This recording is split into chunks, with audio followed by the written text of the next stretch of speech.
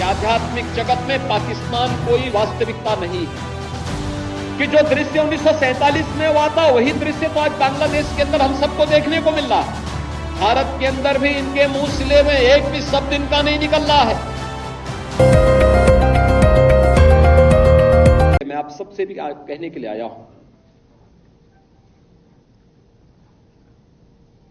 कि जो दृश्य 1947 में हुआ था वही दृश्य तो आज बांग्लादेश के अंदर हम सबको देखने को मिल रहा है।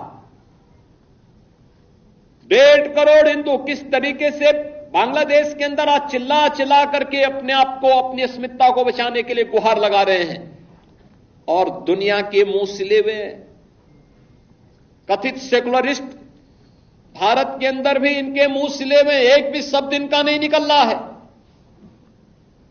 क्योंकि उनको भय है कि अगर इन निरीह कमजोर लोगों के इस पक्ष में इन्होंने आवाज निकाली तो इनका वोट बैंक खिसक जाएगा। वोट बैंक की चिंता है, लेकिन मानवीय संवेदना इनकी मर चुकी है।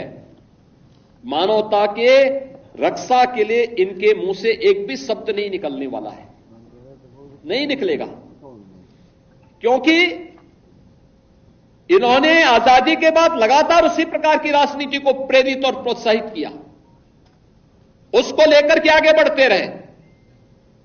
ये लगातार बांटो राज करो की उस राजनीति के तहत ये लोग देश के अंदर कार्य करते रहे। अंग्रेजों से सत्ता इन्होंने उस समय प्राप्त की। ये वास्तव में भारत की सत्ता का नेतृत्व नहीं कर रहे थे, बल्कि अंग्रेजों के ही, ब्रिटिशर के ही मानस पुत्रों के रूप में इन्होंने भारत की सत्ता को उस रूप में संचालन करना शुरू किया जैसे ब्रिटिशर इस देश के अंदर कर रहे थे। और आज उसी का दुष्परिणाम यह देश लगातार चुकाया है, अखंड हिंदुस्तान चुकाया है। लेकिन हमारा संकल्प है, महर्षि अरविंद ने जो 1947 के पहले घोषणा की थी,